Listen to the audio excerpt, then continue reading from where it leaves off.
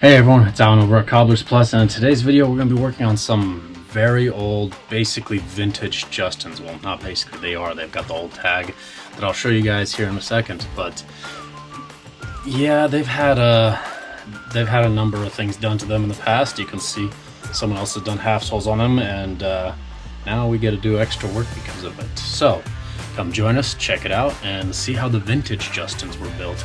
And maybe someday we'll do one of the newer Justins in comparison.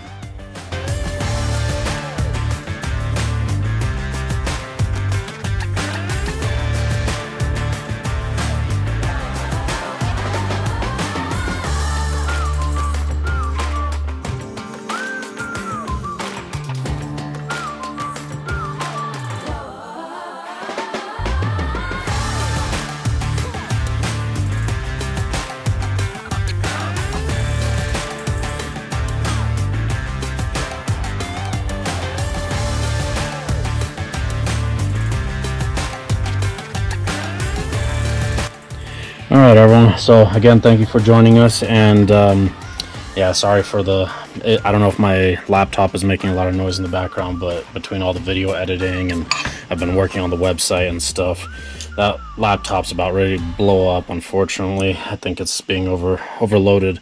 So before I start breaking down, let me show you what's going on here. So obviously these are kind of in rough shape. They've got a lot of that going on here. That'll get cleaned up with the bath. But the main thing is, you can see right here, whoever did the half sole job, a half sole replaces just the leather from behind the ball of the foot to the toe area. Very commonly done. We do a few of these every now and then now. We used to do them more often, but then all of a sudden everybody wants full soles, so a majority of the jobs now are full soles. However, the person that did them didn't exactly do the best of work as far as finishing it out. Eventually this will start to peel up no matter what on a half sole, no matter how good you are. It'll start to peel up when it's time to resole it anyways, plus you can see all the salt damage there. So the salt kind of ate away at the adhesive regardless, but the person who did them didn't exactly do the best of jobs with stitching it, didn't pull the old stitches from the tops here where the welts are, so it's really chewed up.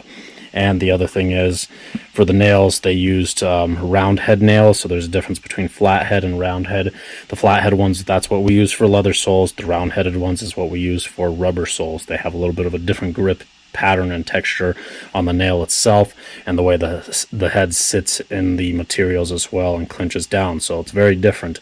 The other thing is also, it looks like when whoever was working on these, they stitched it, but only stitched it a portion of the way and stuff, and left a chunk behind here and there, kind of missed it and sanded off a portion of the half sole, and a lot going on there. But main thing is, we're going to be tearing everything off, including the welt, re-welting it and everything like that, and just, yeah, doing some work on it. They've got some of those old Beltrite heels. Those, I think, are still available. They've changed them up a little bit, the Beltrite cowboy heels. I think I should...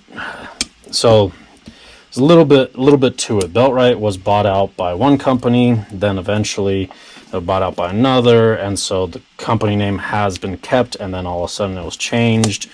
Currently, I think Vibram is the one that owns Beltrite, from what I understand, but it's gone back and forth a few times with brand ownership and everything like that. So there's nothing wrong with these heels. They're a great heel. However,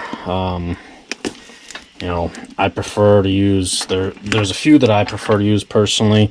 The Goodyear ones, like Goodyear tire brand, not Goodyear welted, but the tire company, actually, Goodyear, makes some pretty decent cowboy heels.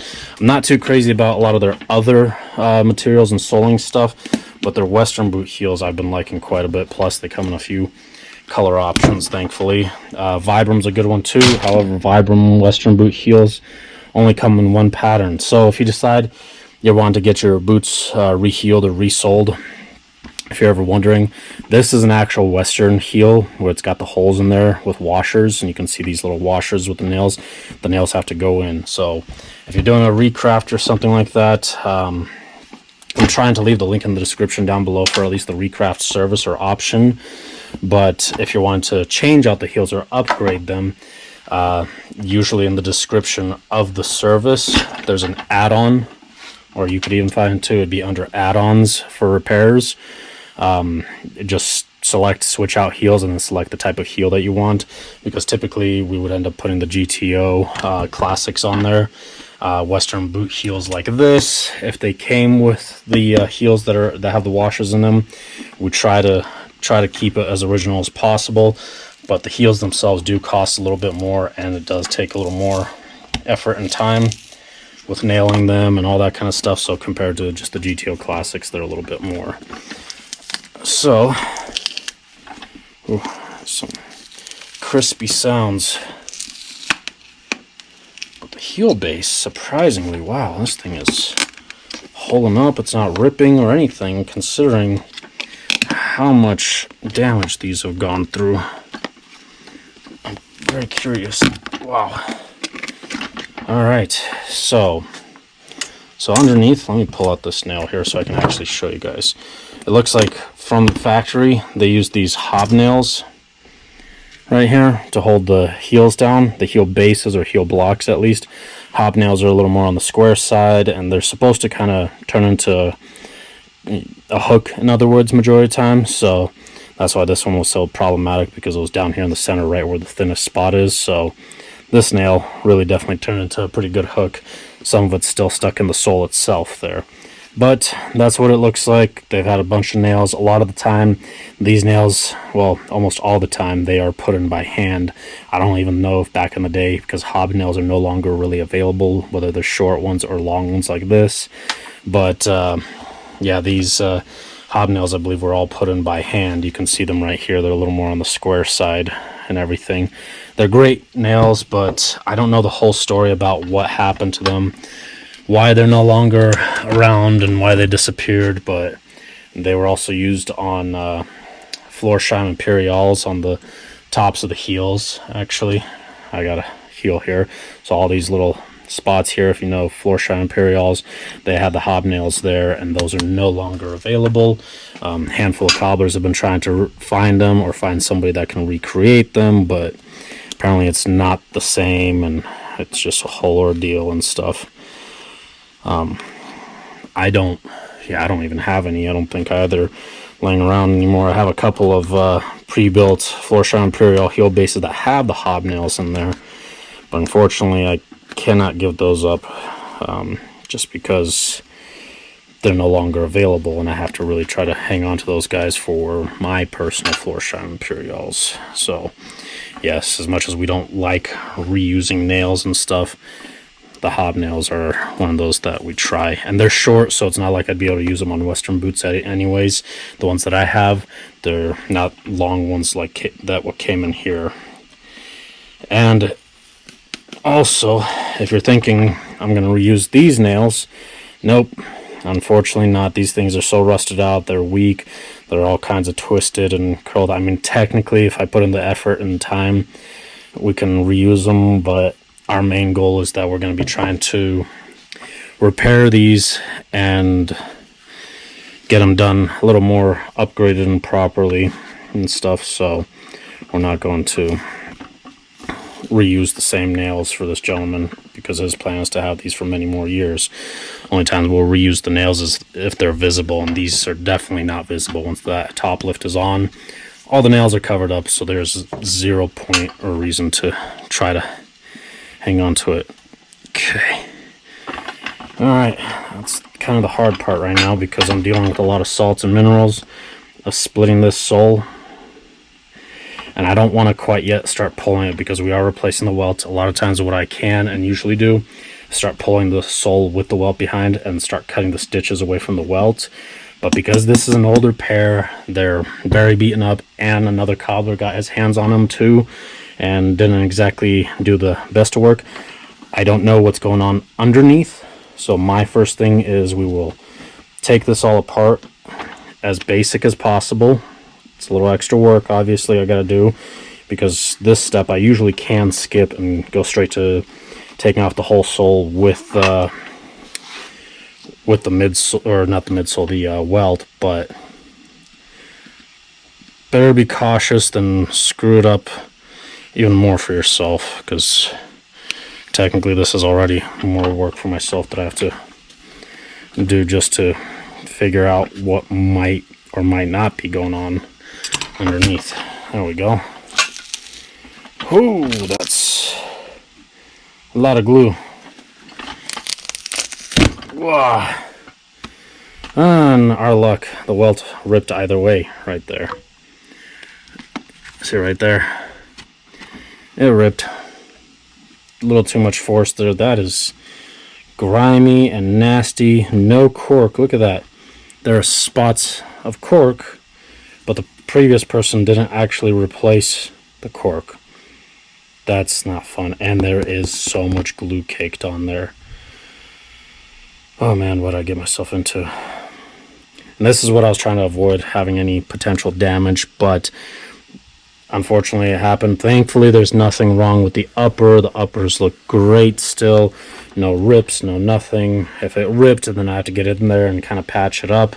So, oh man, these things are in very rough shape. Yeah, so yeah, it's not going to be an exciting pair to work on. I'm trying to think. Give me a second to think this over. What's the best approach on the next step, and I'll be right back. All right, so I think the best approach now. So first thing I'll show you guys real quick. So there's a steel shank in here. I'm surprised that steel shank is still alive. I'm gonna have to make sure to pull out the little nails there, pull that up, and there's also this piece of fiberboard which is just crumbling, which gives it that nice kind of tapered finish and stuff like that. And then there's this one. So I'm gonna have to rebuild the new one with leather, just because you can see this one's just rotting and really falling apart. I'm not gonna throw that away quite yet. I'm gonna at least keep it for trace purposes. There we go. But yeah, it gives you that kind of nice, more tapered look, fiddleback waist, I guess. I think that's what it was called. Man, why am I spacing out today? It's been a long, hard day for me. But I'm gonna have to rebuild and recreate that, just because look at how nasty that is right there. It's just all. I don't want to pull apart any more sections of this. This is made of fiberboard, so it's just a matter of time. But considering that these boots have definitely seen better days, yeah. So instead of pulling out the welt here or sanding anything like that, my very first thing, what I'm going to go ahead and do is take apart the other boot and then kind of just blow out all the dust and the debris and whatever else will come out with just compressed air, and then take these to the bath and let them sit there and soak for overnight and everything, so that it gets all that grime out. And then once they're out of the bath, then I can start taking apart the welt, because the welt doesn't want to pull up so far enough for me to cut through the stitches. It just wants to rip, if anything. So let me go ahead and get that taken care of, and we'll see you back in a little bit. I had to show you guys real quick. So these ones had a little bit of cork in them. Don't know why the other boot didn't. But yeah, you can see that fresher, somewhat fresher cork. Also, I wanted to point out, these boots, at least the old thread here, because they only had half soles done, this older thread was cotton and it did rot, and so you can see that it kind of just ripped, the thread actually ripped over the welt instead. But to test it out, if anyone's ever wondering, if you come across any loose thread anywhere and you're just curious, nylon is what's typically used. Nylon is going to last longer. It's not going to, corrode as easily, or, disintegrate or anything like that, or rot as easily as cotton would. This is cotton here. Cotton, however, is used for welding boots, fire department boots, things like that, where you're around really high temperatures, because this is what happens to cotton. It burns, it smokes, and everything like that, where nylon just melts. And that also comes in handy if you're on the go or something, you got a little piece of thread sticking out. Take a pair of scissors, clip it real quick, take the lighter to it, and just burn it, and it'll melt and look a lot better than it was looking and stuff. So just thought I'd show you guys that real quick. But yeah, that's a lot of nastiness, and there's like chunks of like old factory glue or something in there, and oh man, these are not fun so far. So I'll see you guys back in a little bit once they're done with the bath. All right, everyone. So they're looking a lot better from the bath and everything. A lot of the staining is gone. However, because this leather is so old and so dried out, honestly, I don't even know when the last time this gentleman may have actually done a really deep, thorough condition of these. But these areas, I'm kind of afraid to bend too much, because They are kind of dry and crispy. I mean, they had a lot of nastiness in them that was coming out and stuff. So, now obviously the pull tabs are all kinds of damaged and stuff, but there's not much I can do about them at the moment anyways. But I got to get some conditioner on them, so at the very least, during the repair process, I'm going to put some Big 4 on there. I'm not going to put anything stronger on there just because a lot of the stronger conditioning agents will be a little too strong to really, to be able to work with, because they're going to get in the way of the leather. Now, I am going to do something that a lot of you guys are probably going to be questioning me on, but again, because that leather is so dry, I'm going to have to put, again, Big 4 all over the boot. Now, the shaft is supposed to be more of a finished leather type of thing, at least from what it looks like, but this bottom portion is a suede, and there's no other choice, but I do got to get conditioner on them because that is just some crazy dry leather. Now, some of you will say I can use the Saphir, this guy here, the Renovateur spray for suede and nubuck, because it's got some almond oil. At this stage, that's not going to be enough. I mean, we really need to get in there with something that's going to really condition it. Towards the end, we'll be able to fix this up and everything just fine and bring it back to more of a suede look, but at this stage, there's no other option or alternative. Unfortunately, we gotta get this stuff hydrated and back to shape even after everything. It's just, these boots have gone through a lot. So I'm gonna go ahead, and if you guys don't believe me, I'll show you. Throw some of that Big 4 on there.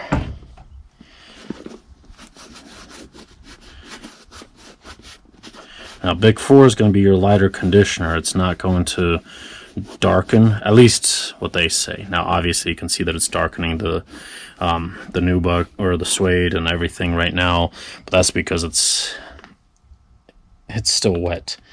We will come back tomorrow after it dries and let it really sit in there and soak in nicely, do its magic to the leather. So it's been a little while since I actually was recording because I was trying to figure out some issues, because as you can tell, these things are bad. I mean, here's the footbed from this other one that I took out already, so it's a hole clear through. I can stick my hand all the way through it. And I had to talk to the customer because it was either an option of we're going to just give them a refund on it, or it's going to cost more because we have to make new footbeds for these and redo them all. Had to get gemming. The problem is also I didn't have enough gemming for this, and when I started calling around and checking with a lot of my suppliers nationwide, none of them knew what it was. I actually had to explain it to a few that have been in the industry for longer than I've even been alive, and they didn't even know what the heck gemming is. So gemming, if you don't know, is this felt piece right here. So that's part of where the welt is stitched through, and it kind of holds everything together when you're stitching the welt, if it's a machine stitched welt, which these are. And so I had to get this stuff. Thankfully, I've got plenty of it now, and now we're cutting out the leather footbeds, nice and soft leather that's still also durable and thick. And so this is what's going to go inside of this boot, be tacked down and everything. So I'm going to go ahead and tear this guy apart, and there's not much really to show other than that I'm going to have to tear everything out because it's already cracking and it's just terrible. This is what the footbed looks like from the top. That's what your foot is sitting on right there. Usually you also have that little heel cover, but all of this is just cracking. You can hear all that.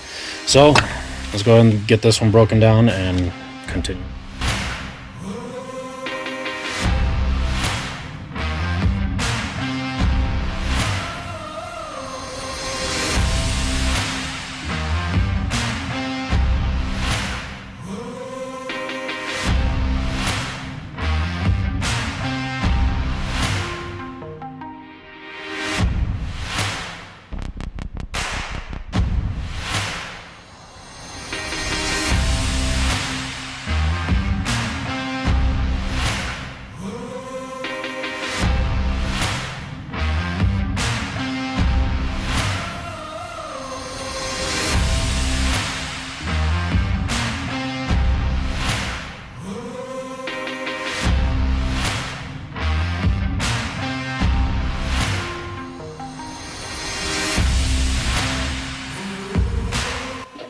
Alright everyone, so things are coming along. So we've got those gemming pieces glued in, so this is what it looks like.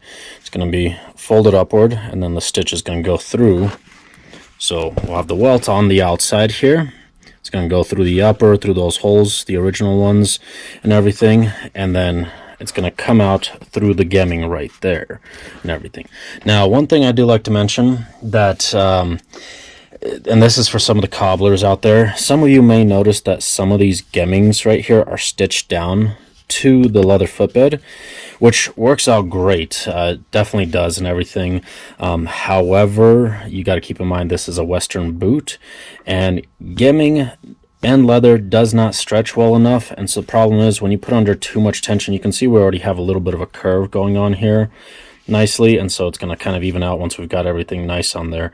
But once the person starts breaking it in and everything, those stitches actually become so under tension that in a Western boot especially, and in these toe areas, it actually is not a good thing and stuff. So we strictly rely on adhesives. We're going to let this cure very thoroughly and everything. But on dress shoes, it's kind of a good idea to actually run a stitch through here of the footbed to the gemming. In other words, it's a good idea. But Western boots, I usually recommend against it unless it's a low heel, kind of maybe a square toe with a wider toe box. But snip toes and anything kind of more on the pointed toe side, not the best idea, because you can see in order to get that gemming to shape at the toe here, we have to put a couple of little notches in to make sure everything folds just right. Otherwise, it's a little more problematic. One other trick sometimes is that we actually have to get one gemming strip here and one over here, and then the toe has a separate piece of gemming, which I've seen done even by high-end boots as well, from other brands. And sometimes that toe is so pointed that you actually have two separate pieces of gemmings that connect at the toe right here, just because it's so pointed as well. This one thankfully worked out very well, where we were able to just clip some notches in there and get everything overlapped. So once we start filling it in with cork, we're gonna have even more adhesive holding it in place nicely with the cork too. So it's going to be really great. And for those of you who are not in the cobbler trade, or even if you're in the cobbler trade, this is what we have to do in order to replace the liner. So if you've got a hole here on the inside, or for example, when you have a collapsed toe box, see how well this thing is holding shape? Well, that's usually because either it has a fiberboard type material, leather, or even a plastic or composite or whatever it might be, helping keep the shape of that toe and everything. And if that collapses or has an indentation, this will give you a rough idea of the amount of work that has to go into it in order to take that out and reshape it all. It's a lot of work, in other words, and it's not something that is cheap. So we get a lot of people coming in saying, oh, I need the liner replaced. Well, the liner is technically this right here, and it's a lot of work. It's impossible to reach from the inside this way, remove that liner, and then put it back in or patch it or anything. Our hands don't fit in there. Our machines don't fit in there. Nothing fits unless we remove the sole, the footbed, and all that kind of stuff. One thing that can be done is the heel liner internally. Here we can put like a leather patch over top, but that's kind of the limit of it. So on these ones, we're not messing with the liner too much, just because this gentleman's already in quite a bit of money. In other words, for these boots that are vintage and already really old, I told him, like, honestly, that I would recommend probably, retiring these and everything, but no, he really wanted to keep them, and so we're going to do everything we can. We've got them thoroughly conditioned up all around, inside and out, nicely. So we're doing the best we can with what we can, and not going overboard on that price. Thankfully, that leather is not as crispy as it was. It's going to need another coat of conditioner, it looks like, right up top here. But the suede, I'm really happy that the suede is actually on a better track. It has a little bit more of a rough out finish look now at this point, instead of just a straight suede, but considering how dry they were, that was kind of the only option at this point. So I'm going to go ahead and glue up the other one. I'm going to let these cure thoroughly, because if I don't let them cure, this can easily pop off and come unglued. So I'm going to let them sit and cure overnight before I come back in, start putting this into the boot, which I'll show you guys how we like to secure them. There are different methods, but I'll show you the way we like to, because we actually have a tool for it. So stay tuned for when we're doing that, and we'll see you back in a few seconds. For me, it'll be overnight. All right, everyone. So I've started on these boots here. So when I mentioned before, one of the things we have is one of these tools here. It runs these little staples here like that are actually not really available too much anymore. So I have a very limited supply. And typically we are able to use these staples just as an, to kind of get things going and lined up, and that's what they do from the factory. However, everything, because these boots have just been so beaten up, and also they're Western boots, there's still some form of angle that they need. I tried with these staples and it just wasn't wanting to line up right. As you can see how everything's like flared out right now. And so I was doing it a little bit different, where typically when we stitch welt, we'll start at one of the ends, either here or here. So you can see this welt, it would start right here, and we would start the stitching there and just go all the way around. Well, in order to get things lined up just right with this really pointed toe, I'm actually starting to have to start the stitching at the toe and just go this direction a little bit and then this direction, just alternate back and forth until it all levels out at the very end, because right now that boot is wanting to bunch up after we gave it a bath and tried restoring that suede. That suede was so beaten up that we're going to have to do it this method, and it's still going to be very well secured and everything, but this is how we have to kind of get everything going on these boots. So I'm going to go ahead and keep stitching that welt. I already did the right foot right there, so all that is like restitched nicely and everything. I'm going to go ahead and kind of trim off these edges here and nail down the back of the heel here with a bunch of little tacks all around here, and then we'll be ready to continue on with shanks and cork filler. So let's continue.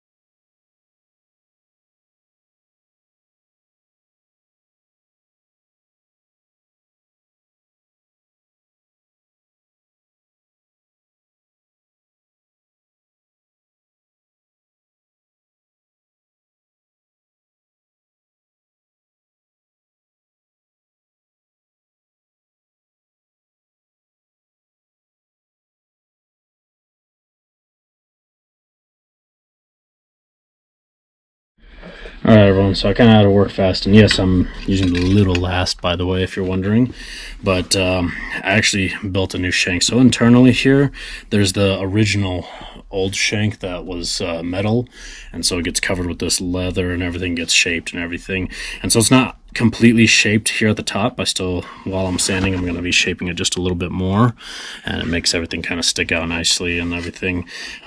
Gives it more of that kind of what do they call that? I always forget. Gives it a little bit of a hump, in other words, right in that area. And so right now I'd like to be able to take it to the next stage, but I kind of have to let the glues settle, and then also nail all that down. I still haven't gotten to that because I forgot that the shanks, they're not just glued in, they actually have these layers of leather and everything. Once all that's kind of in there and settled nicely, then I can really fill in that cork pretty efficiently. I just need to make sure that it's shaped and all that kind of stuff. So I'll get that all taken.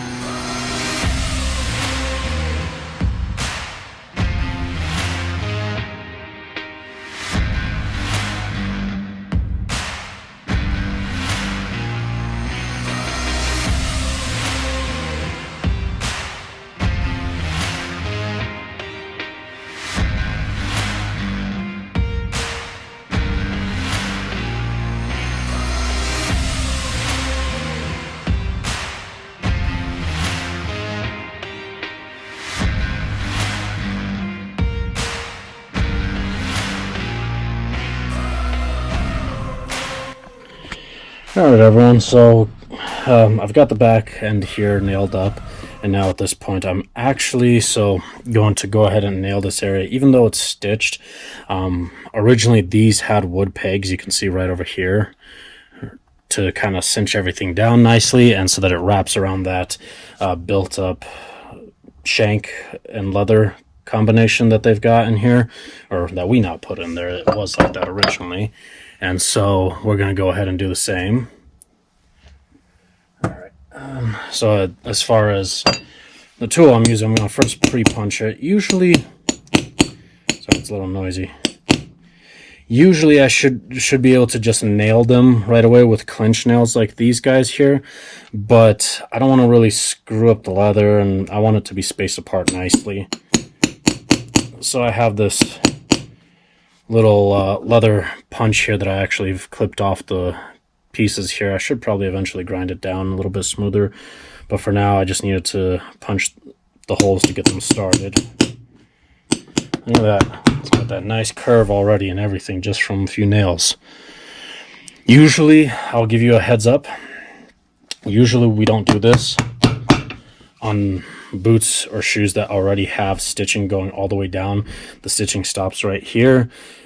The only time we'll really put nails here is if the stitching stops half, so it's a half stitched Goodyear construction. So that means it's only stitched from here to here, and this area needs to be nailed down, but we'll do a different nail pattern in that case.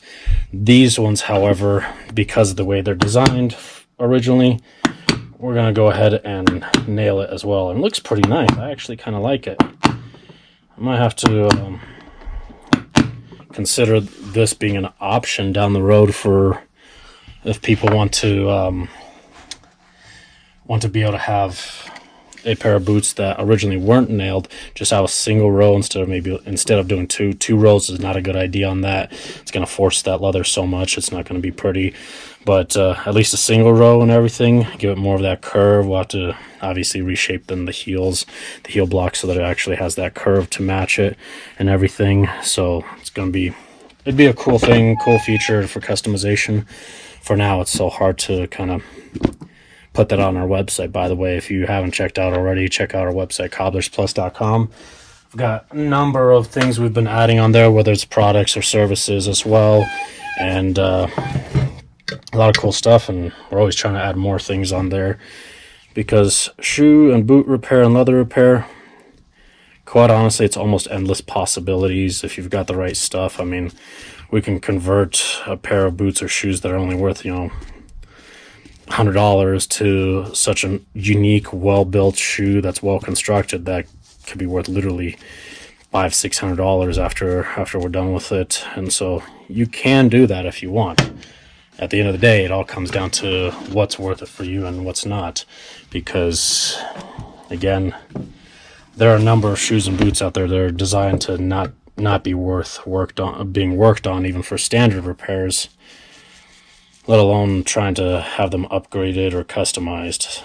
But then again, I've had people bring in things that are worth less than $50, had it upgraded and customized, and made it into basically a $400-500 pair of shoes.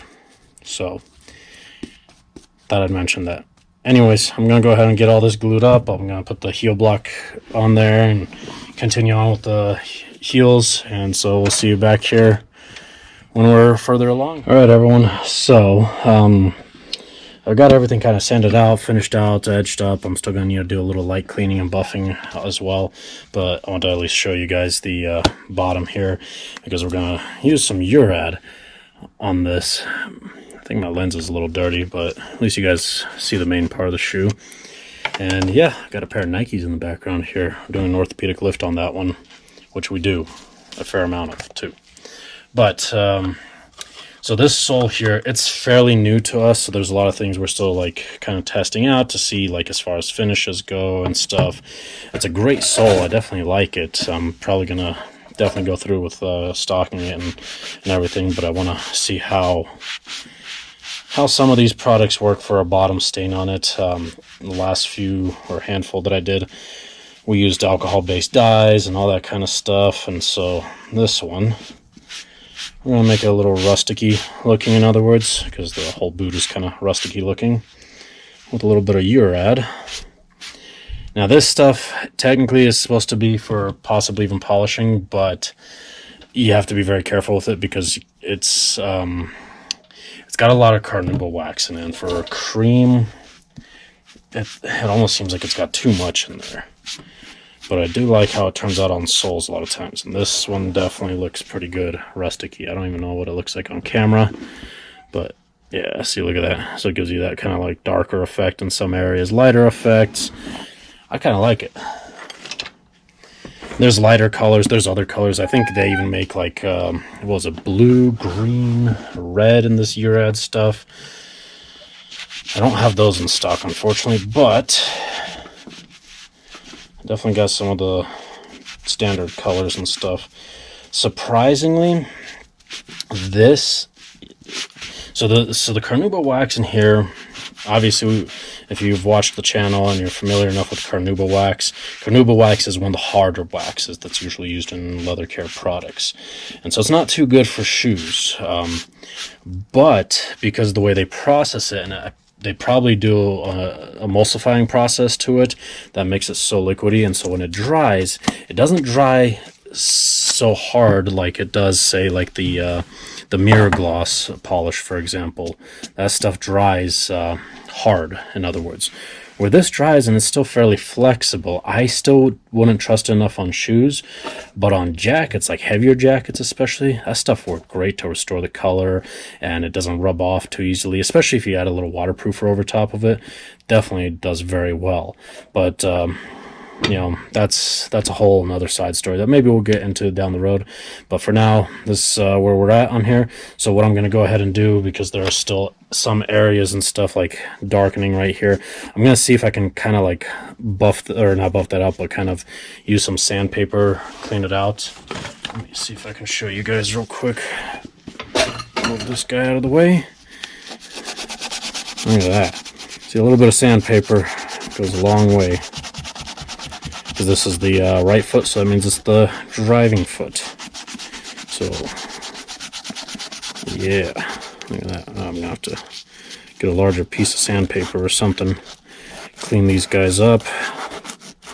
Take some of that gunk off that's just on the surface area, because we did a deep bath on these guys. So, looks like I kind of got a little wax there.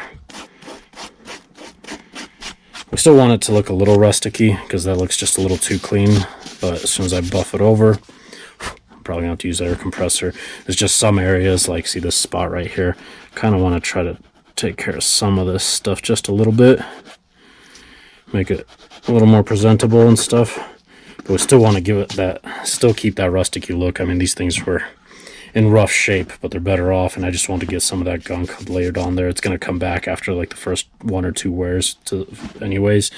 But if you're ever wondering, sandpaper is safe to use on suedes and new bikes to clean off some surface areas. You can use a nylon brush or a suede eraser. But yeah, this is where we're at with them right now. I'm going to go ahead and buff up that bottom a little bit more real quick and clean up some of that suede, and back in a few. All right, everyone, so we got it kind of cleaned up. Obviously, some of these areas, like right here, I really don't want to touch. It really gives it that nice, kind of more vintagey aesthetics and everything. Gives that rough out look. The back of the heel, I guess you can say I kind of overdid it, but I really want to get some of that gunk off of there and stuff. It was kind of embedded in there.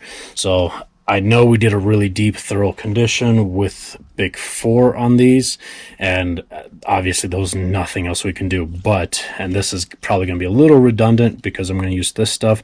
Almond oil is the key conditioning ingredient in here, and because we already used Big 4 on here, I still want to add some little bit of extra, whatever can penetrate into the leather.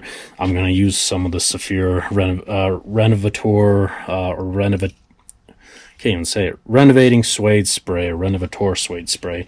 This is just in the neutral color, so we're not adding any kind of color or pigment or anything to it. But I really want to make sure that once these go out the door, they are at the tip-top shape that they possibly can be, with conditioning and everything, including here. That little bit of almond oil is really going to help. And let it dry for a little while. Beautiful. And then that way I can be happy. Now obviously there's even more that we could have done, like say replace some of these pull tabs and everything as well for this gentleman, but he said to leave those. Liners could have been replaced and everything, but everything adds up in price very quickly.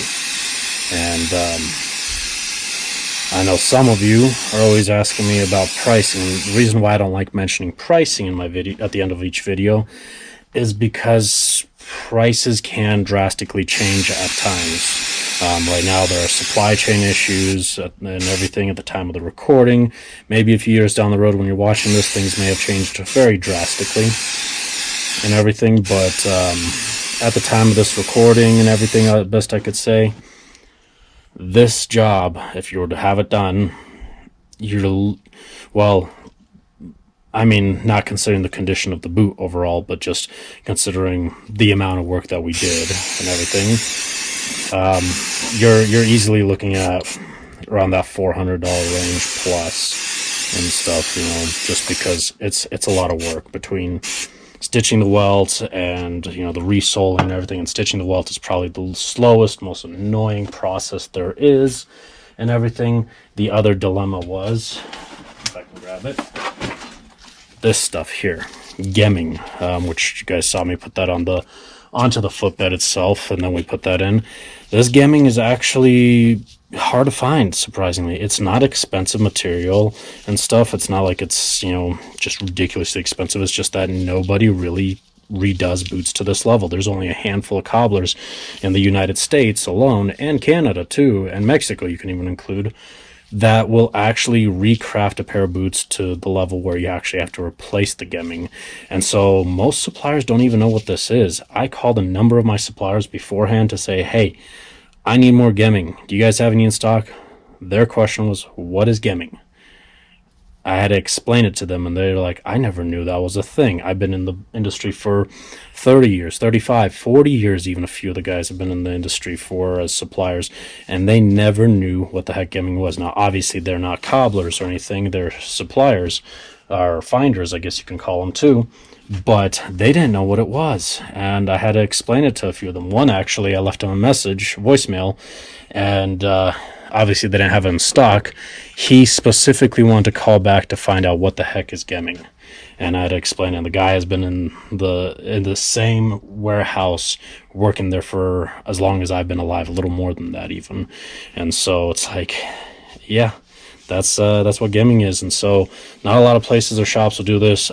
I personally am not too enthused when I have to do this level of amount of work. Just because it's a huge refurbishment. In other words, these boots are going to have a completely different feel than what they came in as. So if you were to have a job like this done where the footbed internally is replaced and removed, we're going to match it up as close as possible. Everything's going to be traced exactly. Everything's going to be fitted with or without a last. The problem is that these boots were so beaten up that there's no way that we would be able to put a last in there that would fit it exactly. But usually I personally prefer doing it without a last so I can get everything lined up just right the way it was. When you put an actual last, and if you're wondering, a last is one of these guys, but in either wood or a special plastic that they usually build the shoes and boots off of, and it gives it that shape and everything. Usually when you're doing a recraft at this level, you want a last. However, I'm not a big fan of them just because minor things get changed. Minor things will get changed either direction you go, whether it's like this, that we did it today in this video, or with the last, things are going to change. So you're going to have to do a slight re-break, well, more than a normal re-break-in than a normal resole or recraft would be. And so, unfortunately, that's the downside of having it fully rebuilt, is the price, and that you're basically having to re-break them in a fair amount as well. But considering these are a vintage Justin to this kind of level, even with all these cracks, this beaten up look, oh man, that spray did actually help quite a bit. It's already been supple compared to what it was when it came in, but this made it, ooh, it just made it so much better to the touch, and it's already practically dry. But this here, it just looks great. It's done, it's ready to go. And so yeah, one last thing I'm going to do is use some Tarago Nano to waterproof them and give it a few more minutes for this to soak in nicely and waterproof them. And so again, I usually don't like saying what the prices are. There are additional things that can be done. One thing that we didn't do was we didn't add a heel rand, which is sometimes that piece that goes inside there. There was no heel rand in this boot. Heel rands are something that makes recrafting a boot easier, and it has its uses and purposes, but not for this particular boot, not for what we did for it. It does not need that rand in this case. And overall, really cool boots and a huge pain in my butt. This is the other thing I'll mention is when you order a recraft, say through our website, at the bottom it always says prices are subject to change, because this gentleman, I had called him and said, we have two options. Either I can give you a full refund for it and just send the boots back as is when they were taken apart, or it's going to cost you additional because I can't work on these unless I replace that footbed and the rand on there. We already talked about full soles and new welt because that welt was just chewed up and shot. But he wanted to go through with it. He's got 2 other pairs and everything. Now I got to hurry up, box them up. Well, hurry up and waterproof them, take pictures, box them up, and they're on the way to him. Because I got motocross boots and safety work boots and all sorts of craziness to work on. Get the craziest jobs, I swear. Some cobblers also get crazy stuff. Alright, I have to fix up some of that there because I did have to sand up a few of the spots there, and I want to make sure it's roughed up instead. There we go, looking better. Alright, so hopefully you enjoyed the video. If you did, make sure you hit that thumbs up button, share, subscribe, do all that kind of good stuff. Make sure you follow us on Facebook and Instagram. It's a little bit easier to reach us through those than it is through, say, email or calling, because some days that phone line gets really backed up and it won't stop ringing for a while. And so if you can't get through, probably because of that. Otherwise, yeah, we'll just see you in the next video then.